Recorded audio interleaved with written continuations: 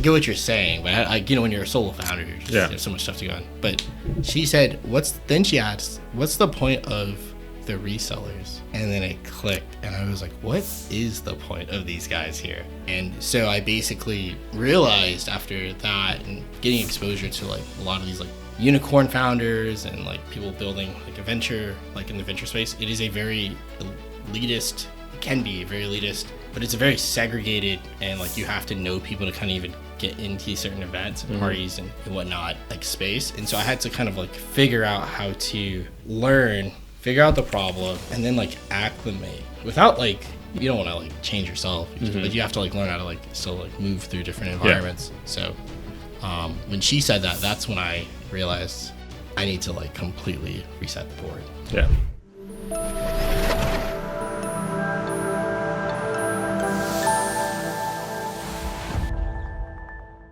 All right, welcome to another episode of GWP. I'm super excited for this episode because I feel like it's come a long way. First, we met at a founders event, which, full disclosure, was hosted by Bloomberg. I was there, and then we got to connect. Yep. And here we are now, talking on the podcast. Welcome to GWP. Appreciate it. This is like my third podcast, so still getting used to doing this. Yeah, awesome. Yeah. Well, I mean, podcast is always a quick and easy way for people to digest and get quick information. Yeah. And so thank you so much for taking the opportunity to come speak with us. Yeah. Appreciate the invite. Yeah, of course. So definitely want the listeners to know who you are, but upon doing some research, I learned you lived in Oakland, and you've kind of like dropped your pins in so many different places. So tell us about yourself and how you got here to San Francisco. Yeah, definitely. So my parents. My mom was born in Brooklyn, New York. She eventually joined the military. Brooklyn, stand up. Yep, that's right. She eventually moved to the UK after joining the military. She met my dad there, who his family lived out there as well. They're also from the Caribbean, like Trinidad, Barbados. And they had us in England. I have an older sister. They had me, and then they had my little brother. So as soon as he was born, we actually moved from England back to the States. So I lived in Ogden, Utah. So I grew up around a lot of Mormon people. Yeah. And a lot of like different people that didn't look like me, but I didn't really think about it when I was like living there. Then I moved to Pocatello, Idaho. It's just like a pretty small town in the mountains, a lot of snow, just like Utah. And I spent about, I would say until I was like 13, 14 in Pocatello. I also did take a side trip back to England to visit my dad's family. I went to school in Sheffield, lived in London for about 6 to 8 months. I lived in Sheffield for about 6 to 8 months, but lived in London for a bit, got to travel and see stuff. Then I moved back to Idaho, and my mom was only there to go to school. So as soon as she got her master's degree, she decided to move to California, to Oakland, where my grandma was living at. Yeah. She lived in the upper parts of Oakland. I ended up experiencing a huge culture shock moving from Oakland, from basically a small town in the mountains, to basically East Oakland. It was tough for me to adapt at first. Yeah. But I learned to kind of like. What was the main thing that kind of like was the culture shock? Is it the lifestyle of the people, the demographic? Yeah, definitely. So I think on a couple of fronts. One was when I came to Oakland, there was a lot of crime. Like we were like in the deep East Oakland, like in the 80s. And I was going to school there for a little bit until we had our own spot. And the crime, and then also the education difference. Like when I lived in Idaho, one, I didn't really know what it really meant to be black. I mean, I didn't really think too much about it. But when I reflected on it, I understood. But if there were other black people around us, like they were pretty educated. Yeah. So it was like when I moved to Oakland, it was like a completely different culture shock, like where education wasn't valued, and yet generations of people who weren't educated at all. Yeah. So there's consequences to that. So that was like the main culture shock. Yeah. I had to like learn how to survive in a completely different and a very hostile environment. I think when I went to high school there, I had friends. I was very quiet until like probably like my later high school years. But I'd have friends where I'd have to kind of suppress my curiosity. I don't want to say intellect per se, but like because my parents had kind of geared me up for school. I had already gotten to like a STEM program at Cal my freshman year. Like most of my friends were like, they're causing problems. They were the best kids, but I thought I understood them. You know, because I had to like learn why they ended up that way. Yeah. But it was very interesting. Why do you think they ended up that way? The community, honestly, like resources are. Like, I know nobody really. They try to like muddy the water with that. Yeah. But like when I was in Idaho, we were taking home ec classes. Like I remember taking chemistry in middle school. In England, we took math classes ahead of like some of the states. Yeah. So I already had like an advantage over a lot of the kids. So when I came to Oakland, and I was taking my high school exit exam, I think my freshman or sophomore year, you have to take it. Like, I almost aced it, but it was like only by a couple points. And people were struggling, and I didn't understand why they were until I got older. I was like, oh, there's huge resource gaps. So eventually, I ended up going to community college. I built my own club organization on campus. We were like a community service. It was like almost like a frat, but, it was just really just a bunch of my friends. I was expecting it to be this cool, like secret, whatever, like club. And really what it was just a bunch of kids who liked anime and video games. And I would basically work in student government to like help my friends see more of like the world. So we'd, like go to conventions and I'd get them like hotel rooms and stuff. So they got to see like, wow, like this is out of Oakland. Eventually I had to focus on myself, transferred to SF State to applied math, electrical engineering. I did a lot of gigs there, and I got to be around more people that were kind of like me, so I felt it was a little awkward at first. Yeah. Because I had grown up around people in Oakland in my environment for so long. So when I went to college, like a proper 4-year, and I was with other engineers and scientists, I was like, I feel like home, but I also don't feel connected because I wasn't like acclimated around it. Yeah. So it took time. I ended up working for and this kind of gets into like how I got into tech. Yeah. I ended up working for basically it was like TaskRabbit, but it was called College Labor, and it was for college kids. So I did a lot of random gigs. I mowed lawns, I bartended, like pulled weeds, like whatever, whatever you needed to do. Right. Whatever I had to do to like kind of pay for school and like pay for like me like survive at that point. And people would see that, including the owner of the company. Yeah. And he would start pulling me aside. Hey, basically, I felt like he was like, I need to get this guy out the hood. So he started like giving me opportunities. He was like, hey, there's this Israeli tech company. They're looking for drivers. You'd probably be a good fit. Worked for them. I got to hire like my friends, which was cool. Everybody was getting paid $20 an hour back in the day. And I ended up basically firing one of my friends because they didn't show up for work. I was like, hey, I don't want to ruin my credibility. Plus, it's like my income. So I fired one of my friends for not showing up. The guys flew from Israel, and they're like, hey, you fired your friend? I was like, yeah. And they were like, would you like to manage the U.S. operations? Wow. And I was like a junior in college. I was like, sure. So I ended up hiring one of my friends in the hood. I was like, I'll give you half of my pay if you do the hiring, and I'll handle all the admin stuff. And so I need to focus on school. Yeah. Did that, and eventually they ran out of money. It was my first startup experience, seeing what happens when you burn tons of money. But I got a lot of really cool experience. They even offered to like bring me out to like the UK. They're like, hey, we have an office out here if you want. I was like, go back to school. That's so interesting though, because just listening to your journey. So you started building early, right? Yeah. Which includes you putting together that community of your friends. Yeah. And then you went ahead to also be the president of a math club. Something like that, right? Yeah, at some point I did. Yeah. So you kind of like got this exposure to leadership very early, firing your friend. That's a huge leadership step to take, right? Yeah. Because, sometimes when you're a leader, you have to do the contrary, what people would think you shouldn't do. Right. And so you took all those steps, and then nowadays you're the founder and CEO of Reroute, right? So it's a really interesting journey. Right. If someone is listening to you right now, they're gonna say, man, Sean, it sounds like your parents set you up pretty early, give you exposure to some practical skills that you were learning at home and so on.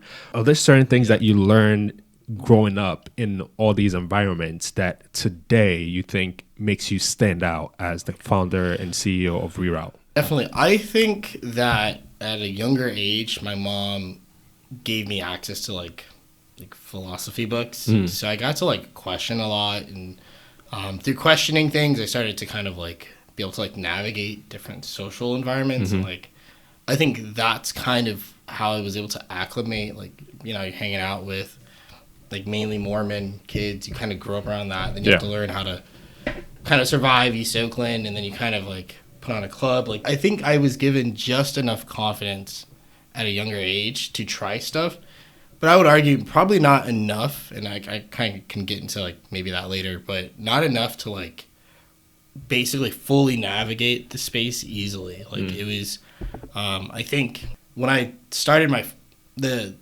so when I left college my last year, it was because I worked for someone who's basically selling online. He didn't know what he was doing. He was kind of my intro into like the VC founder space. He worked for 500 as a mentor. I had no idea what any of this stuff meant. You know, I'm an electrical engineer guy. I was like, okay. Saw he was making $140,000 a month without advertising, and I was sitting there packaging stuff in his office. And I was like, okay, if this guy doesn't know what he's doing, then I should figure out what's going on. So he was told me he wasn't technical, but I was. So I decided to venture into it. So I basically jumped into e-commerce like headfirst. I knew how the tools kind of worked. Yeah. I had some technical background, programming background from like, you know, engineering classes and stuff. Nothing like crazy, but enough. Math helped as well. But I ended up figuring out how it worked, and from seeing how much money was being generated by him, the space itself, I decided to say, you know what, like, Sean, my gut was telling me, whatever you're doing, drop out. Like, it may not hit like click, it may not click right now, why, but drop out and stay with this thing. And so when I first launched my first company, we got sued. We bought from a really shoddy manufacturer. They actually said it was legitimate. Like at 19, I had to navigate a lawsuit with a very, very big company. Wow. Yeah. How did you navigate that? So once I figured out that the products that we were sold were fake, I actually immediately removed them. Yeah. And the first thing I did was I actually contacted the company a year prior to the lawsuit, saying, hey, these guys are going around saying that they're a distributor of yours and selling your product on this website. I'm not selling anymore, but I just want to let you know. So when the lawsuit came, you know, it was like all these lawyers. That exonerated you, probably. No, it didn't.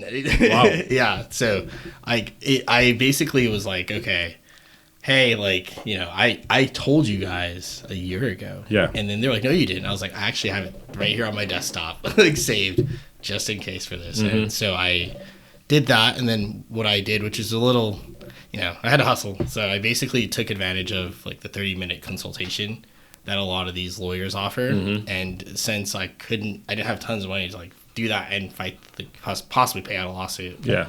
I had to like use 30 minutes here and there and get questions, and it kind of bridged me all the way to the settlement. So I got out before it like was escalated, but there was a bunch of people caught in that. But something was like, I feel like most people would quit at that point after that much stress. At 19, absolutely. Yeah. I was like, yeah.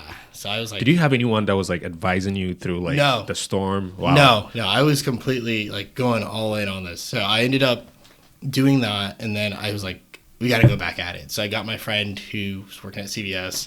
I was like, hey, can you like angel invest into like let me do this again? And he pulls together a couple $1,000s that he has. I saw you started up again with $3,000, right? Yeah, that's right. That's correct. That's interesting. And, scaled that out, and then I basically built a sustainable reseller business, like reselling random stuff on Amazon, not Alibaba or drop shipping or anything, like reselling like Yeti, like something like that. And then what happened was I kept getting momentum because I was just, you know, like a young guy, like not working a 9 to 5. Like reselling online. So people were like, oh, who is it? What is he doing? And I wasn't selling classes or anything like these gurus were. So I just started hosting free seminars in Oakland. Like, hey guys, like here's how you could do this. Here's how much the pricing like I'm getting from the brand So just in case they try to like give you a different price, this is the best price to do. So I was like very open about my stuff. And eventually I made it into like this UC Berkeley, like Ivy League, like group. So basically it was like a bunch of these like Haas grads, and it was just me and my friend Lamont from East Oakland. And, we're going into these networks, and, people are just scared at some of these parties, like, oh my gosh, like, but then the guy who's hosting the party is like, oh, this is Sean. He actually showed me how to make all this money on Amazon. And then immediately people are like, let me take you out to dinner. Like, and then I was like, okay, this is like my first step into a more educated ecosystem. Yeah. And then I think what ended up happening was, what ended up happening after that was I essentially said, well, if I can predict sales that are really like selling from regular brands, maybe I can size up a market and build my own vitamin brand. So I worked together with the guy who I just taught how to sell on Amazon, and we both put in money, and we launched a supplement brand, and I was launching it out of my basement out of East Oakland. Like, we were even shipping pallets like in the hood. Yeah. So, these giant trucks coming over. Very interesting experience with like local drug dealers and all that stuff. It's very, very interesting. They were wondering what kind of stuff I was moving. You'd come out like, what is going on? Yeah, you're moving some weight. Yeah, but it was pallets. just supplements. Pallets. You're like, man, this guy's moving packs. Yeah, that's interesting. So I heard or I read that at least like small to medium sized businesses are generating at least on an annual basis almost $200,000 in sales on Amazon. So it sounds very lucrative, right? And, from speaking to you, one of the things that kind of like drew me to you when we first met is how much insight you had on the e-commerce space, how it works and how it's broken. And, it sounds like that one experience you had when you were 19 where, you bought product and you were selling, you thought it was legitimate, but then, the actual owner of the product was like, no, you can't be selling our product, and getting sued. It looks like that kind of like shaped your path, right, in making decisions in some way. So after I resold and then I built my own brand and I was also reselling, I basically sized up a market and figured out like this tiny niche to get into, built my own tools, launched this brand, and I was like, what's the niche that you figured out? Like, how do you, because most people that are listening to this podcast are trying to figure out how to be able to build wealth, right? And you, as a 19-year-old that was in college, you quickly figured out, what, I could still stay in college, but I found something that I want to do. And if maybe I stayed in college longer, I wouldn't be able to do it at the time that I would get out of college. So I'm going to go ahead and do it. Well, someone is listening to you and they're probably thinking, okay, I have an idea. It's probably like really small.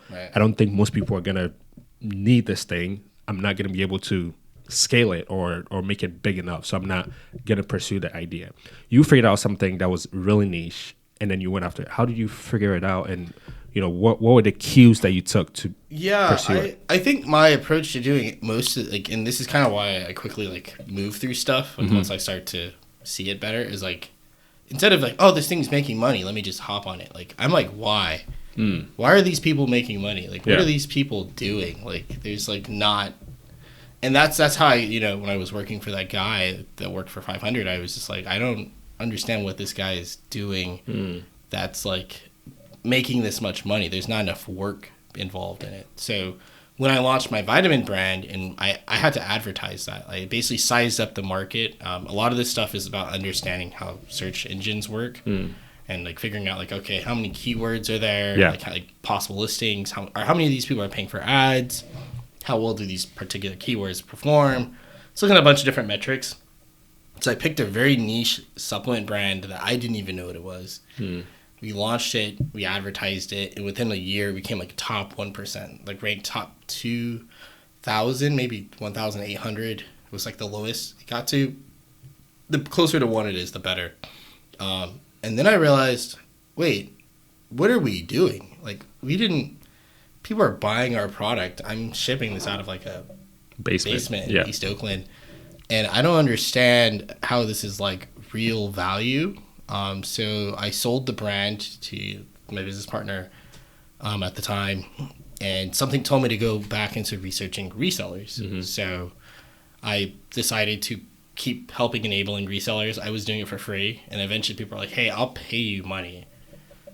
And since I understood how the system worked from a broader perspective, which most resellers, I think, most people are just trying to make a quick flip. They're just trying to just hustle. And there's a lot of these gurus that keep trying to push Shopify drop shipping, this stuff, like Amazon reselling. And there's a reason they're selling classes instead of selling on Amazon or selling drop shipping like themselves or doing whatever, because the market's so saturated because it's open. Yeah. And so when I launched Invitica, I basically started with my friends in East Oakland. I had spent about a decade reselling and having my own business, and I didn't really have teammates.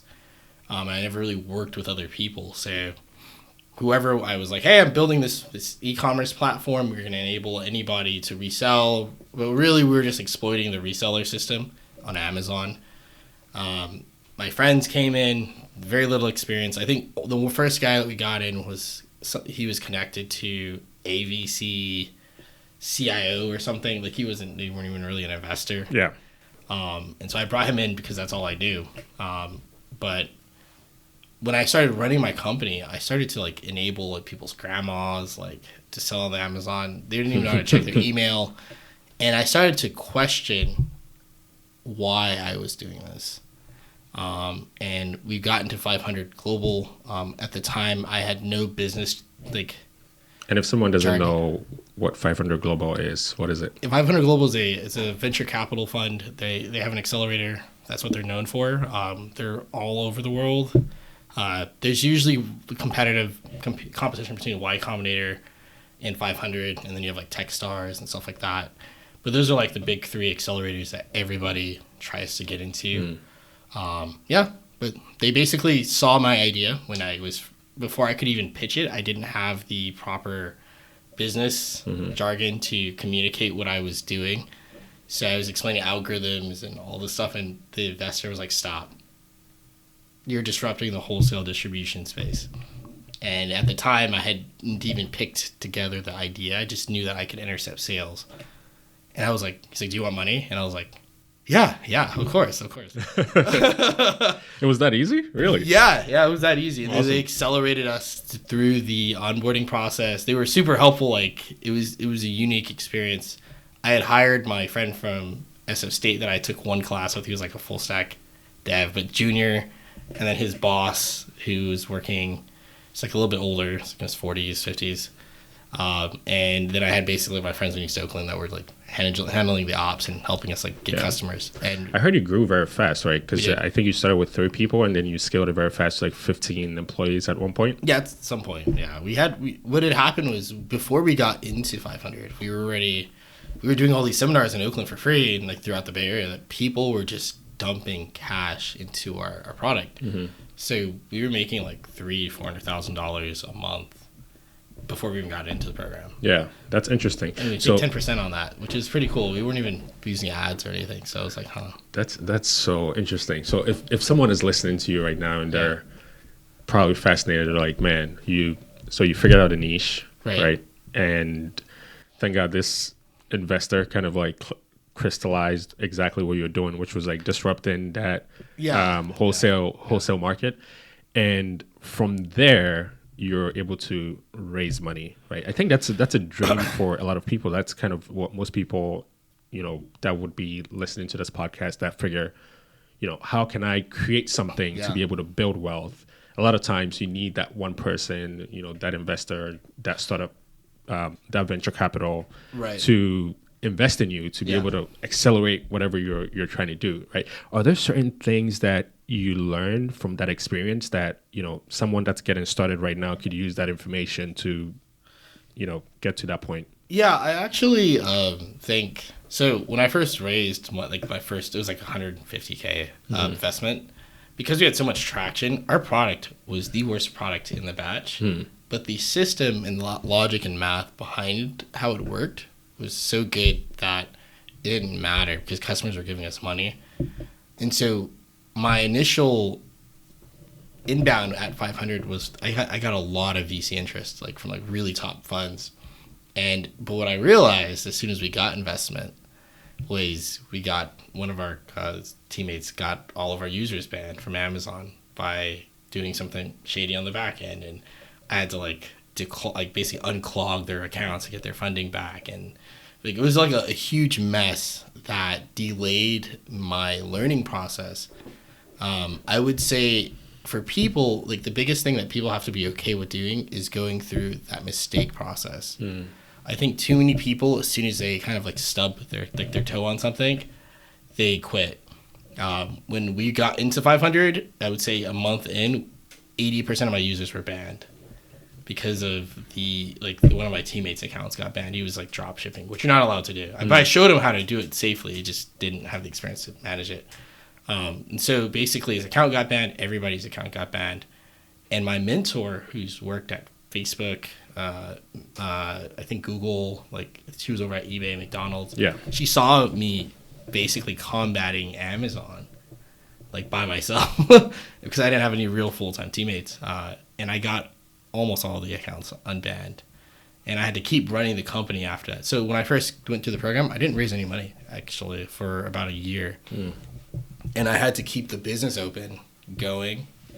And it was a process of just hacking, figuring out different ways to make more money, and just so I could figure out like the core problem I was trying to solve, which I think a lot of startup founders, they give up before they kind of crack that.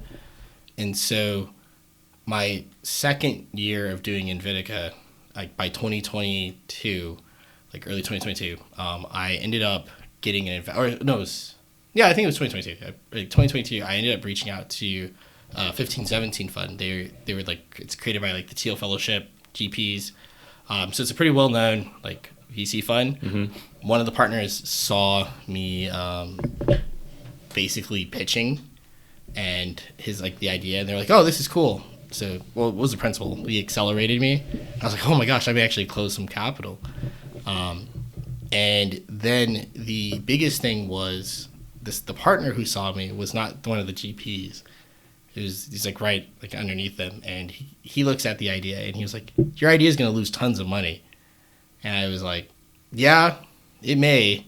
And he was like, you can't control the market. And I was like, and then I like went through my deck. He kept cutting me off. It was really frustrating, but I stayed calm. And then he was like, all right, this isn't going to work, but I get your idea. And I was like, but if you invested me today, I could figure out why. And I basically, he was like, huh, I'll bet that this guy does. And they invested $1 million. I ran Invitica for 2 years, leanly, constantly trying to figure out what the core underlying problem was with this space, only to figure out that the problem was the very thing that I was working with this whole time. It was like the reseller market. So it was like so obvious in my face, but I was so close to it that I didn't like realize it until like afterwards. So basically, at what point did you realize that was the problem? When you say afterwards, is it after you exited Invitica, or at what point did you realize that's what the problem was? Yeah, so I ended up just hanging around Twitter, trying to like network with more investors, like, while I'm trying to get better at pitching my idea, like, trying to find better teammates, all that stuff. I met an investor who worked for Lightspeed Ventures. She was also part of like Black VC. I think she's still part of it too. But I got her on a call, and then she was like, Sean, your biggest issue is your pitch. And I was like, I get what you're saying, but when you're a solo founder, there's so much stuff to go on. But she said, then she asked, what's the point of the resellers? And then it clicked, and I was like, what is the point of these guys here? And so I basically realized after that and getting exposure to like a lot of these like unicorn founders and like people building like a venture, like in the venture space, it is a very elitist, it can be very elitist, but it's a very segregated, and like you have to know people to kind of even get into certain events and parties and whatnot, like space. And so I had to kind of like figure out how to figure out the problem, and then like acclimate without like, you don't want to like change yourself, but you have to like learn how to like still like move through different environments. So when she said that, that's when I realized I need to like completely reset the board. Yeah. But it seems like I found what the core problem was. So it was about the resellers articulating the story also. Correct. Right? Yeah, correct. Which is a lot of people don't value that storytelling skill though, right? So how do you go about like, you know, developing your storytelling abilities? And, you know, if someone is listening and they're hopefully looking to one day be able to pitch to investors, and, you know, you might have some hostile investors in the crowd that may tell you your idea isn't going to work, right? And tons. And all of that. How do you kind of build that skill to be able to, you know, mitigate all of that and then finally be able to get those funds raised and run the company? Yeah. So I would say in most founder situations, like they're so caught into proving that their idea itself works. That when investors or somebody's trying to talk to them, they completely tune out. Like, I don't have to listen to you. I'm an expert. Yeah. And I think a lot of founders get caught up in that. What I try to do is do a lot of like sanity checks. Like, so when I first cracked the idea, I was like, I need to talk to like Roy from like Bloomberg. Like, hey, like I need like feedback on this. Like, hey, what are things for myself that I'm lacking that I could probably improve on? And getting a lot of feedback and getting comfortable with that improvement can actually teach you more about where there's holes in your business model, your idea. Yeah. And I think just being more open to like criticism or like even people may get offended, like, oh, this person is too aggressive and I don't want to deal with that. Well, you're gonna have a really tough time in the business space because you're going to find people who they may not like you. Yeah. But if you can provide enough value for them, like they'll be your customer. Yeah. It's just really about how you can communicate like whatever you're doing. And that's just something you learn from constantly verifying like with other people, like trying to improve your speech, like figure out like proper words that are used in this like ecosystem, and also trying to figure out where there's holes at. The more work you do there, the easier it is to like, get these VC meetings and get connected. Yeah. Yeah. That's so critical. And especially like when you know, go through the pain of starting to build something since you were 19, you drop out and you get so close to the problem you're solving, you develop sort of this like emotional connection to the problem, right? Where when someone tries to criticize you, it's like, it's an attack on you yourself. Right. Meanwhile, you should probably not take it personal and collect that feedback and see how you can get better with that feedback. So thanks so much for sharing that. I kind of want to talk about Reroute, what you're doing right now, which is your current... I can't go too much into it. Good. Yeah. Which is your current startup that you're working on. You know, what are you doing with Reroute, and what should people know about Reroute? Yeah. In a nutshell, interestingly enough, I kind of came to the idea of Reroute through watching people use GPT to code. And I'm not talking about like software engineers that use it to like assist, in their coding, to speed up, whatnot. But I'm talking about like completely amateur people with no framework of like software development or like any of that stuff, and they're now jumping into these ecosystems to like do hackathons and stuff. Through watching them, it made me realize that that's kind of what third-party resellers are. They're these people that are essentially just using these tools to like figure out how to like make money, and that the brands themselves didn't know how these processes work at all. And so with Reroute, my objective is, okay, it seems like this giant issue, like, and I would say this massive market of be your own entrepreneur, be your own retailer, be your own brand or whatever, mainly came to fruition because the brands that probably should have used this stuff didn't know how to use it, and the retail stores who probably should have used this stuff didn't know how to use it. So if I can build infrastructure that connects the brand as the central point of, let's say, point of truth on a marketplace or e-commerce website directly into their local retail store, you can basically circumvent the need for like third-party sellers and 3PL systems, and you could provide like a direct retail experience. So every order supports local retail instead of anonymous third-party players. And that's kind of like what I'm working on with like Reroute. We just signed a contract with one of the largest arts and crafts brands in the country, and we've been pretty successful with just getting brands aware of the problem. That's kind of where I'm at with Reroute. We are now formulating a team. So from my first company, hiring junior developers and whoever is willing to kind of do whatever just to keep the company afloat, I was finally able to get into an environment and situation to where now I can get talent from Procter and Gamble or like Budweiser, somebody who just started a startup. I think he did. He's at least the early member of the startup. Just reached out to me and was like, "Hey, I'm looking to join your team. If you like what you're doing is smart." I used to work in logistics, like software. Like we built a lot of the last mile infrastructure that like these delivery companies use. What you're doing, and by doing it in reverse, is genius. I was like, okay, I'm finally in the right spaces now. Yeah. So that's kind of like where I'm at with Reroute. I'm like formulating my team. We're talking to brands. We're getting contracts in place. Getting ready to like launch a new platform in the next couple of weeks. But yeah, super excited. Love it.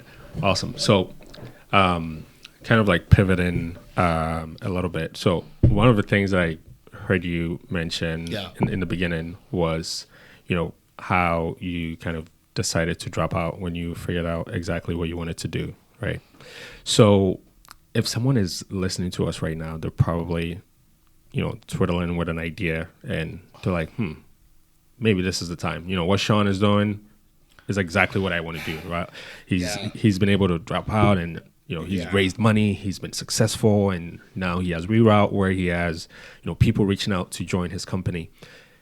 Would you advise that? Like, should people like drop out and chase their idea, or should they finish school, maybe go work at a firm, learn and get some experience, and then maybe start their own company? What route should they take? Yeah. A lot of people may think Teal's controversial for some of the stuff, but like 15, 17, and like some of the Teal networks and whatnot.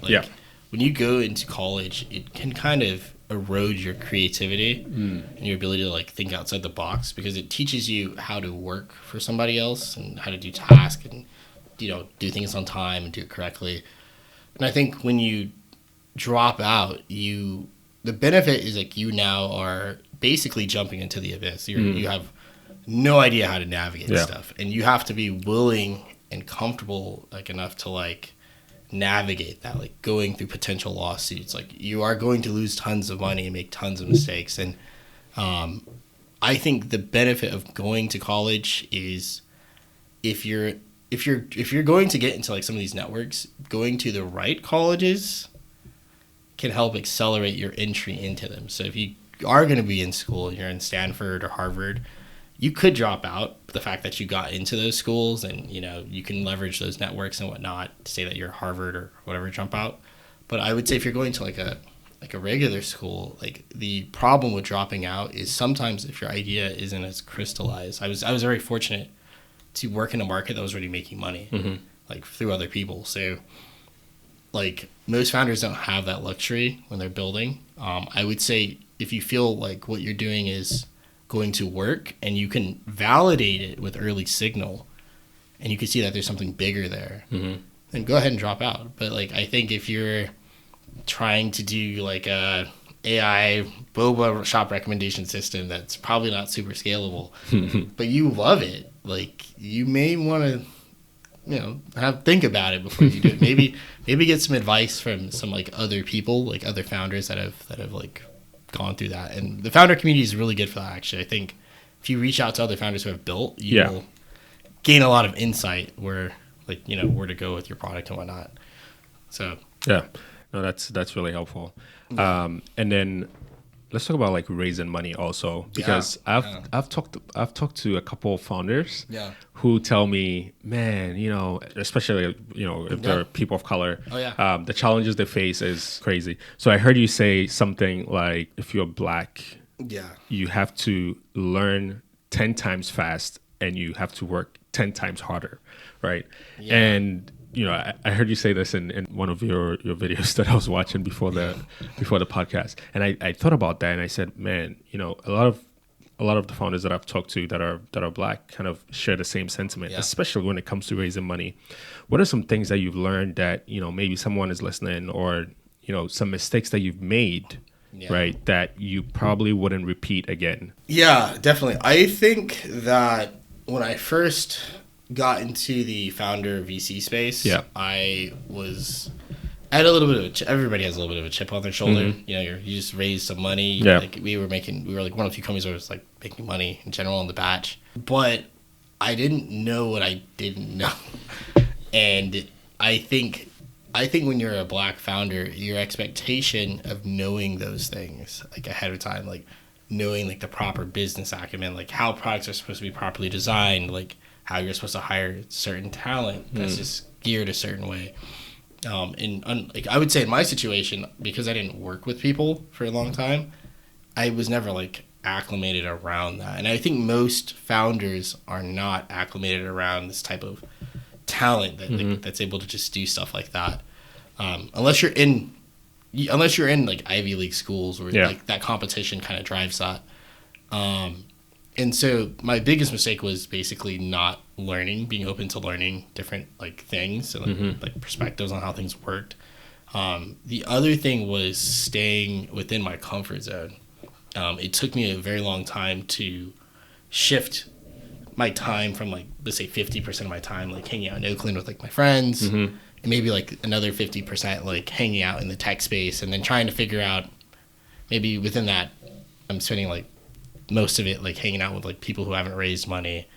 Like it kind of hinders your ability to network. A lot of this is having to kind of get over this fact, like, okay, like sure you're black, but like what are you gonna like let that stop you from getting into certain networks? And I think even now fundraising is still pretty tough. But as I keep learning, I'm able to skip a lot of when you're first fundraising, you have to usually start from like an associate or scout or whatever, like, and they kind of move you up the fund. But I've been fortunate to like, even though like it's still difficult to raise capital, like now I'm like, okay, I'm getting skipped directly to the head of the fund and they're giving me their phone numbers, and now I'm getting on these like lists and people are talking. And so a lot of that is just getting out of your comfort zone. I think hanging out with different cultures and like people and getting out of your own framework of thinking is the fastest way for you to adapt. I think if you stay too close to that, you get like really rigid ways of thinking. And also I would say on the person who's on the other side of the opportunity, like that may be able to help you out, because you're so strongly attached to something, they may not feel comfortable like being open with you. You know what I mean? And I see that with like a lot of like founders that, especially like, you know, like from Africa, they will come out here like oh, they only hang out with like other Nigerian founders in the community, like, but like how many Nigerian VCs are there out here? Right. Or even black VCs, you know? So you kind of pigeonhole yourself by doing that. So I think being comfortable with getting out of your current mode and just going into the abyss, like, okay, I don't know if this is going to work, but, you know, and I would say this year I started to do more of that. Yeah. And I got an invite for like a tier 1 VC fund, saw what I was doing. They're like, hey, we like what you're doing while you keep building your product. You should just work out of our office. And it's like out in the Presidio, and I'm just like, wow, this is pretty cool. And when I reflect on like the difference from when I first started with Invitica and the struggle of just networking within these spaces to now where I have like access to be able to like, hey, 1517's opened like a whole Rolodex of funds that I can intro into. Like, oh, cool. Like, I have all these resources now. Now I have to learn how to use resources at scale or like in a scalable fashion, you know? Yeah. So it's interesting. It's and you also have to do that while running your company, dealing with your own mental health, your personal problems. Like, how do you manage all that? I don't know if it's because I grew up in Oakland, you just like you're a little desensitized to stuff. So when like something bad happens, I'm just like my car. I finally afforded like a nice Camaro. I was running my e-commerce company, and one day I'm just parked in Oakland, so I just collided into it and it ran off. And I was like, well, you know, at least nobody was in there. Like sometimes having that attitude pushes you through a lot of the struggles that will come with running a company, dealing with different relationships. Some people are just not going to like you. It doesn't matter how nice you are to them. It could be a really silly reason, and you got to be comfortable with this. Like, oh, okay, whatever, just keep it moving. And that's probably like where I think a lot of founders they get in their way with like ego. Like they like, oh, that person denied me. Like I hate that investor. Or this founder doesn't want to help me. Like I don't like that person. And like it may not even be that. It just may be they're busy. You may not be a good fit for them and their people.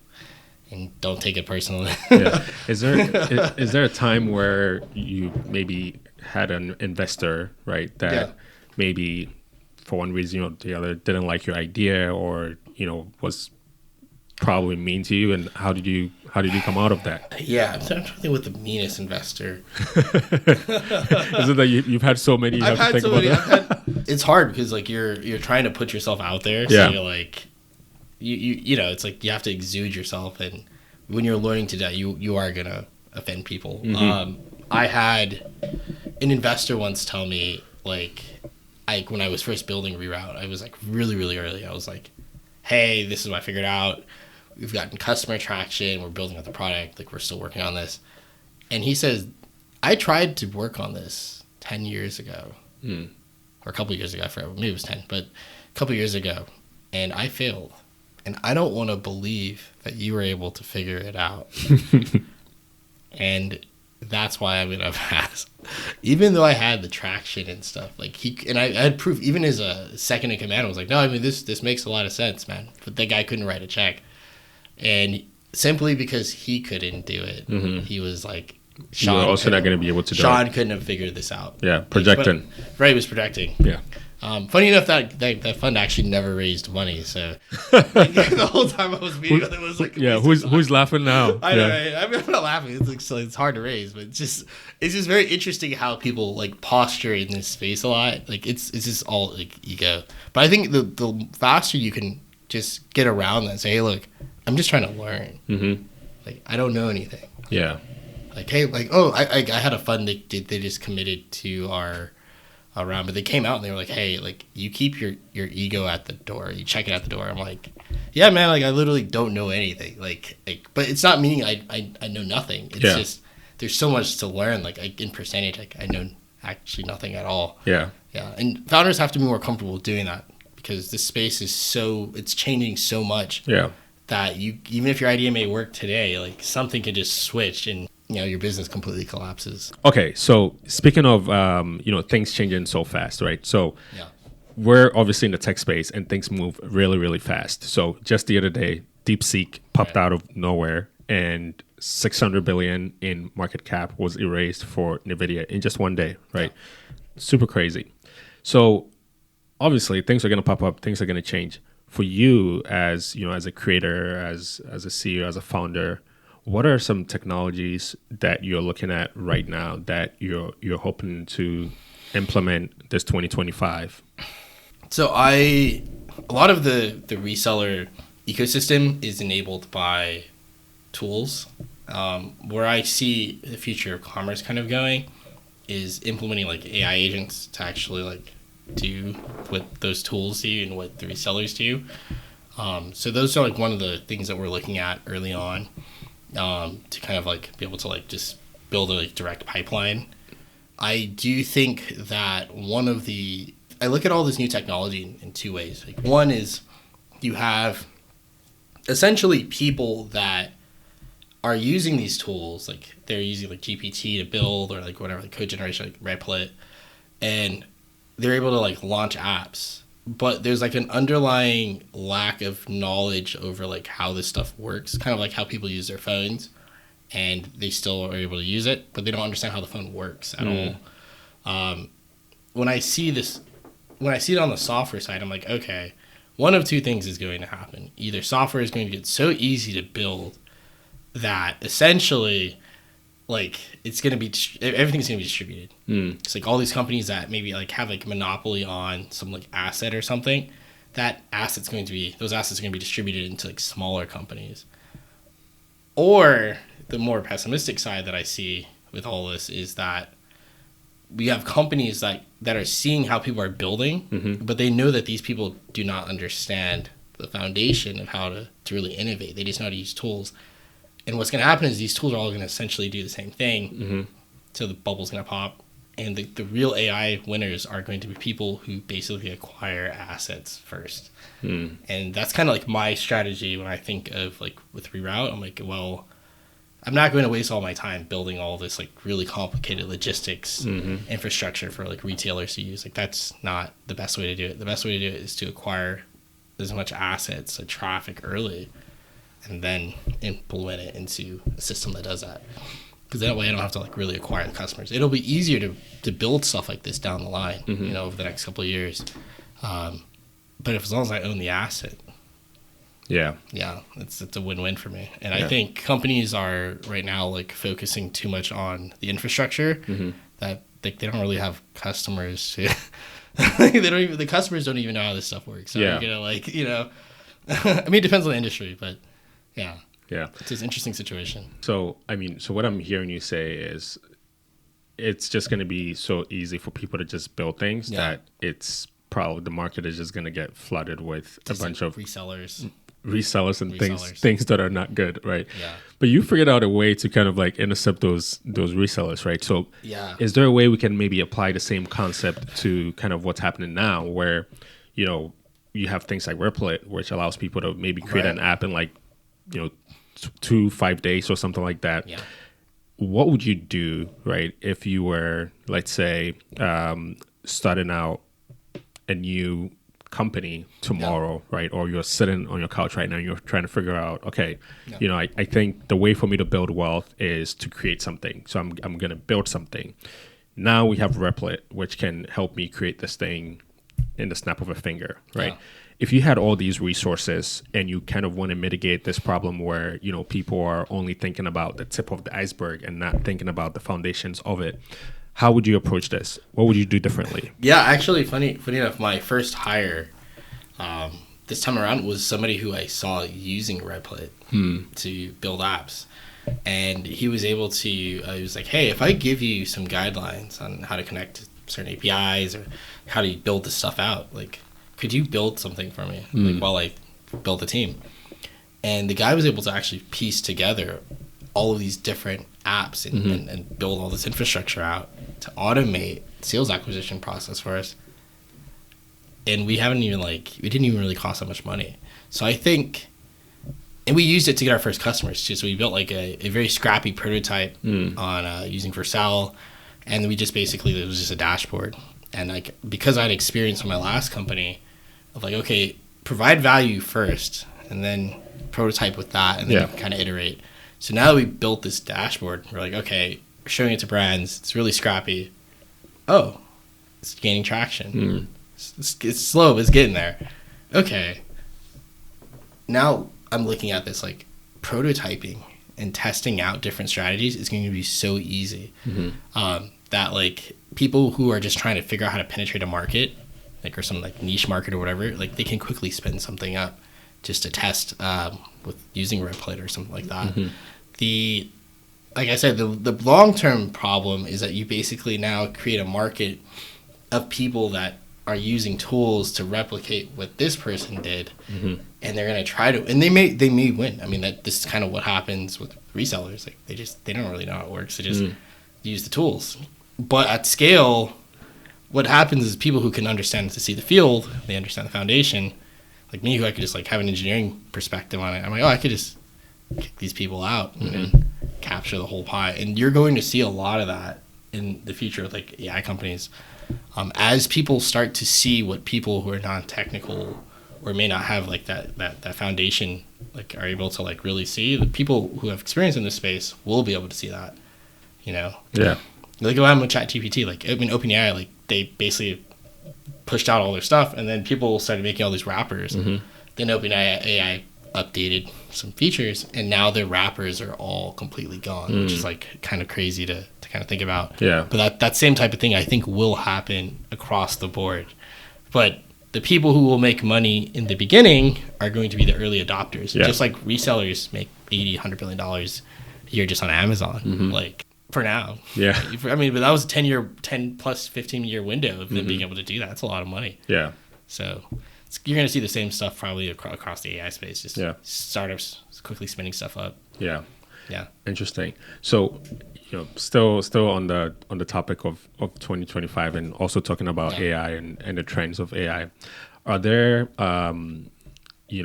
any, I guess, like any current AI tools that you're using besides Reroute that you're like, man, this is probably going to be the future? The reason I ask that is because, there's all space in general. Like nowadays, one of the things that I'm looking at is quantum computing. Yeah. Which I'm like, okay, how does this essentially change the landscape of how we've thought about technology, computer processing, and so on? Are there any technologies like that are on your radar? The quantum computing space? No. No, just in general, in the tech space. In the tech space, I'm really quantum computing is just so, I'm not going to say it's just so new, but I don't think it's at a stage where people have actually like wrapped their heads around how to use it. Like right now, the best use case is Google's Willow, which they just released. No. And even that, Google is telling us this year, they're going to tell us what are some of the use cases for Willow. So we don't really know the full use cases of it yet. So I wouldn't say quantum computing, but in general, in the tech space, like what are some technologies that are on your radar? I think platforms that build the front end more efficiently. So maybe you don't have to be an expert using Figma. I mean, Figma is pretty easy to use, but like if you don't want to do that, like I think basically replicating like the design process and then maybe even like some early prototyping, like that's where I'm looking at for the most part. Because for me, it's like our value prop is pretty obvious, like for what we provide the brands, like, you know, essentially the revenue. So my thing is like, how can I prototype stuff to like distribute faster? Like, how can I keep changing a product and maybe talking to maybe different types of companies with, you know, using something quick, you know, and I think that is like really where my head's at more. I would say any of the like lead generation AI tools, like in the short term, this stuff is cool, but eventually like lead generation is probably like through email, direct sales is going to get destroyed because everybody's going to have everybody's email. You're just going to be able to like spam email. But some of those tools are cool. I don't know if I really consider any of this stuff like AI stuff, but it's pretty cool for the most part. But like besides that, like front end infrastructure stuff and then some lead generation tools. That's it. And stuff like Redplate. What's the future of Reroute looking like these days? So where my head is at is I think if you can I think we're living in a time where transparency of data like is just like it's unheard of. Like if I were to tell you that this book here sells 500 units on like a listing or something, like that's kind of a crazy idea. Like you'd be able to even see that.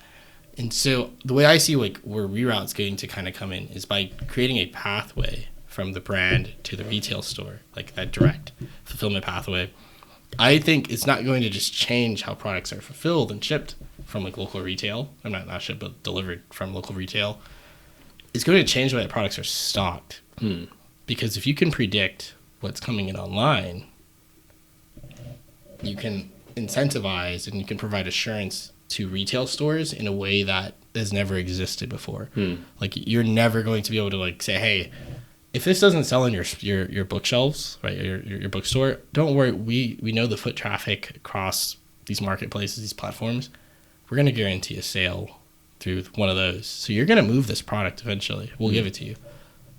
Now, if you're a brick and mortar store and you're telling somebody that the risk of me having to like overstock inventory is going to go down significantly, I'm going to keep buying your product. And so I think with Reroute, our idea is that we create this pathway initially through fulfillment of like on the B2C side.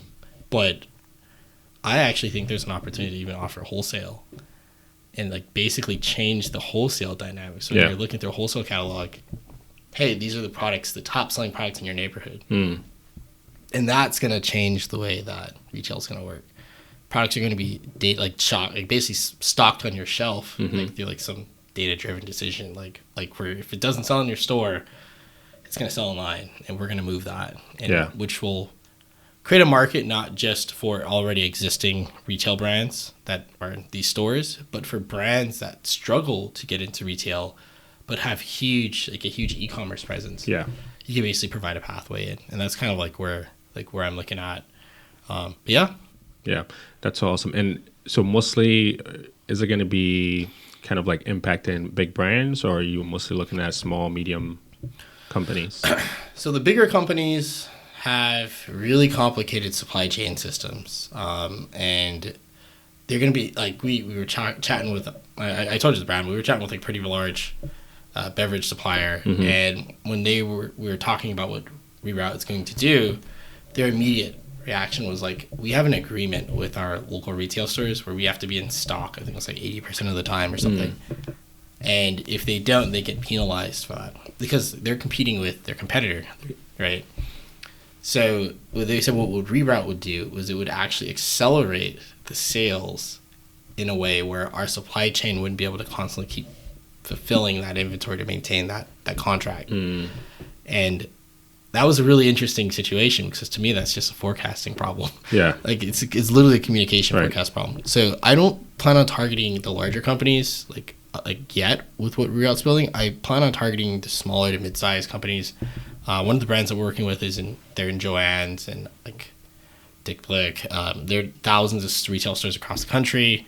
We're talking to a muscle supplement brand that's getting ready to like launch into Walgreens. And they're all having these problems. So for me, I'm like, okay, I'd rather target the smaller, but still valuable, extremely valuable, like mid-market, like mid-sized like brands and whatnot. And then I can basically bridge my way into retail through there. Larger companies will follow suit when they see the smaller guys. Absolutely. I love that. Making small ripples and then eventually it would expand. Right. That's awesome. I want to pivot to talking about wealth, right? Yeah. So when you set out to, build something, start your own company, a lot of times, you don't start off having investors knocking on your door to give you money to start your company. A lot of times you have to start with what you have, right? Start with your own kind of like resources. Yeah. Are there some, I guess, financial decisions that you've made starting up since you were 19 that has helped you to be able to start some of these things that you've been able to start, all to the point where now you have Reroute, which is making a big impact? I focused heavily on like idea. Mm-hmm. I was like, why does this work this way? Why does it work? And I never really, and I would never advise this to like most founders, but like I didn't pay myself. Even when I was running my company, I would just pay my bare essentials. Mm. And then everything went back into like trying to crack like bigger ideas, gain experience to that. I probably could have got that also from working at a larger company. Mm-hmm. Maybe not from an entrepreneurial standpoint, but I would have gained some of this insight like that I figured out later. I think when I, like from a different perspective, I dumped a lot of my resources into Invitica. Mm-hmm. And what had happened was I blew everything. I was like, okay, I paid all these people, I blew all my resources. How do I, now that I've figured out this idea that's like, I've called a brand, big brands trying to like sign a contract with me, how do I like navigate all this? And it was a lot of stress. And what something changed my perspective was my mentor, one of my mentors, he was like, Sean, go talk to my lawyer. Like, my lawyer Eric is going to like help you out. And I'm like freaking out because I basically put myself in the whole building figuring this out. And the lawyer gets on a call with me. I tell him what I'm doing, and he was like, you could screw over these brands if you wanted to. I was like, I'm not. And he was like, Sean, you're rich. And I was like, how? And he was like, you raise VC, you have customers. They set like a base, even though it was safe, but they set like a artificial valuation early. If you wanted to sell your company right now, and the idea and the clients, you could be worth this much money. And I was just like, and all of the debt and all the things that you kind of put yourself through are not as bad as you think. And it gave me a different perspective. And I was like, wait, I am wealthy. I have resources. I'm in a very exclusive space. Like, even though I didn't wake up with a silver spoon, like I'm in a very exclusive space. And it changed my way of navigating when I started my second company. So I basically learned how to do things with extreme lean, like very little like money, like maybe a couple $100 a month, and then boom, get like a $2 million contract. I was like, okay, this is gonna be cool. But I would say for a lot of people, gaining perspective on what wealth is, and I have met like one of my friends introduced me to like a black wealth manager, and the guy was telling me, he was like, he was able to read my face, like, you grew up in the hood, you have like imposter syndrome, and you're gonna go through all these things. And he was right. He knew exactly how I was feeling. And he says, your friends here who were Asian, they're like, these people have real money. They have real resources. I manage black people, like black millionaires' money, and black people, like, we don't understand what real wealth is. And you got to learn from other people. And I think when you're an entrepreneur, part of the scale is not thinking, I'm going to become a billionaire one day. It's more of like, okay, with the resources I have today, what can I do with this? And then how can I scale it? And as I'm scaling this process, like, what does it mean to, like, kind of expand that perspective of navigating wealth?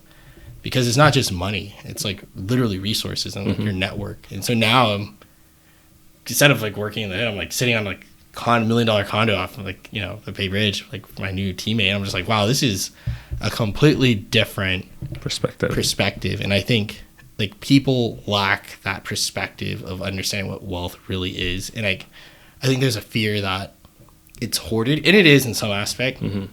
But I think when you put yourself out there, there's an abundance of wealth that you just have to just meet the right people. And part of that, I would say most of it comes from you having to deal with yourself and deal with your own problems, insecurities, and whatever. And as you start to navigate that, like, doors open up for you, you know? Yeah. Especially in places like that. Yeah, absolutely.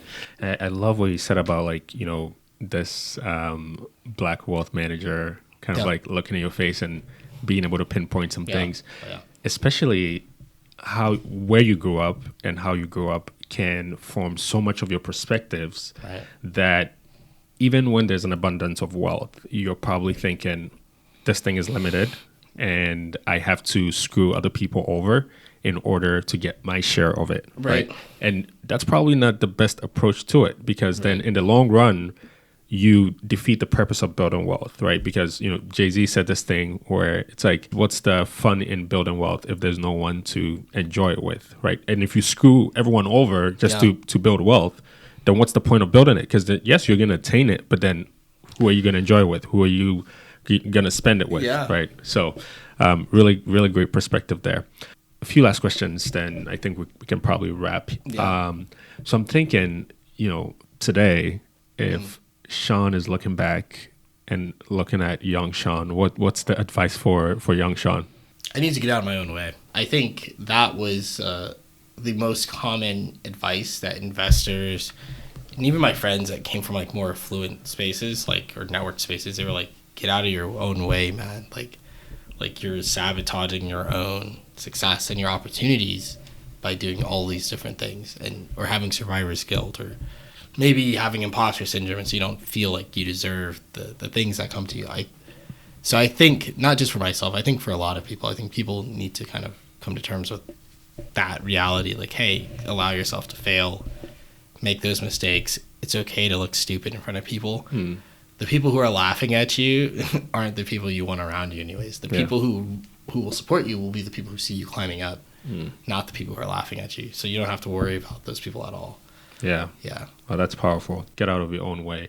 So are you saying, like, how you get out of your own way is just being comfortable with failure? Yeah.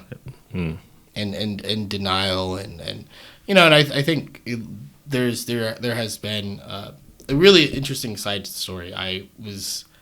When you get venture backed, you get a lot of notoriety in the space. So I bring one of my friends from Oakland, Lamont, like, to some of the hangouts, and we're going to a party. We're going clubbing on Polk Street, and one of the guys was like, "Hey, we're having a house party later. It's gonna be a bunch of UC Berkeley kids. You should come by."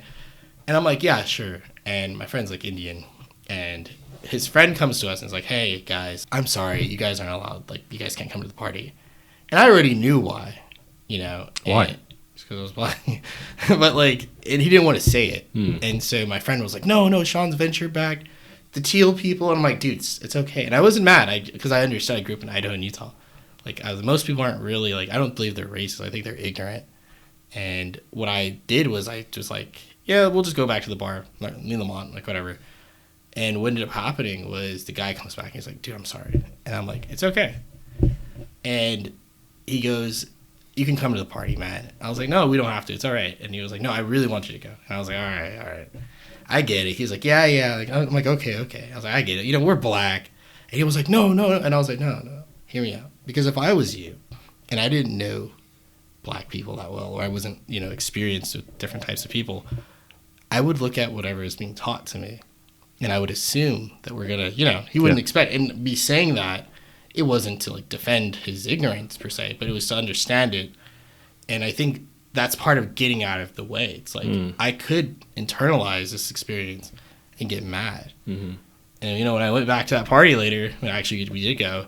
Both me and my friend Lamont, who grew up in Oakland as well, like, we're socializing. He was like, I'm so surprised. I was like, look, man, it's okay, stop. Like, you don't have to explain yourself.